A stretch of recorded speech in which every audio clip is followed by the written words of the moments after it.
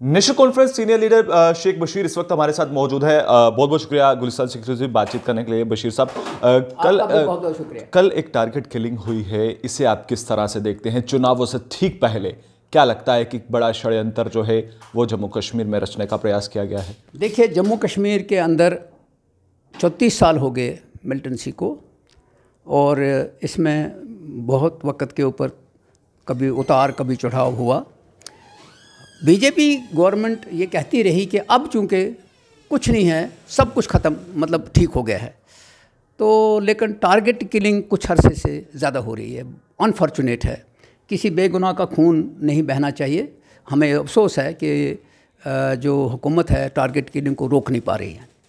दूसरी चीज़ यह है कि हम कंडेम करते हैं उसको, किसी का बेगुनाह को कत्ल होना नहीं चाहिए, चाहे वो किसी भी दुनिया में हो, कोई कानून इसको एक्सेप्ट नहीं करेगा। तो मुझे लगता है कि चूँकि चुनाव हो रहे हैं तो मुझे लगता है कोई साजिश हो रही है।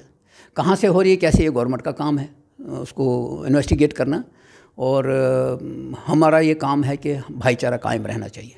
बशीर साहब, दूसरी तरफ देखें तो कल अंतिम हम मान के चलें कि अनंतनाग और कश्मीर को लेकर जो अभी तक प्रत्याशी उतारे नहीं गए हैं बीजेपी की तरफ से, इसे आप किस तरह से देखते हैं? क्योंकि स्ट्रेटेजिकली अगर हम देखें तो कहीं ना कहीं अनंतनाग को लेकर कल तक का समय जो है उसे आप कैसे देखते हैं? क्योंकि मियां अल्ताफ़ जो हैं आज नॉमिनेशन फाइल कर चुके हैं, महबूबा मुफ्ती जो है नॉमिनेशन फाइल कर चुकी हैं, इसे आप कैसे देख रहे हैं? पहली चीज़ यह है कि 10 साल हो गए बीजेपी को हुकूमत करते हुए, और बीजेपी ये कहती है कि जो फैसले जम्मू कश्मीर के लिए उन्होंने लिए हैं वो जम्मू कश्मीर के लोग तो खुश हैं।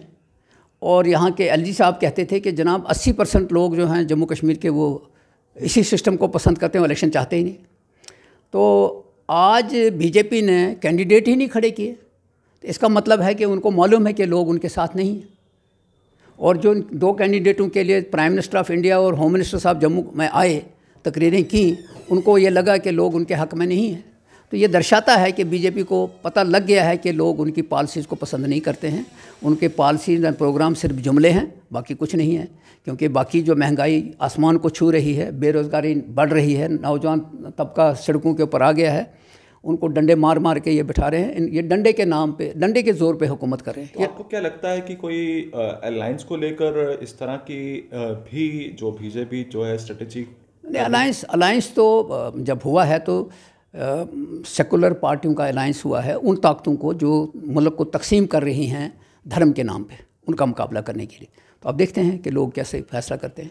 तो आपको लगता है कि आने वाले समय में बीजेपी किसी के साथ, लोगों का मूड है चेंज सिस्टम करना। अब देखते हैं कहाँ तक वो मजबूती से कर रहे हैं। मगर बीजेपई तो दावा करती थी कि कश्मीर में कमल खिलेगा। अब जब कैंडिडेट ही नहीं खड़ा किया तो कमल कहाँ से खिलेगा?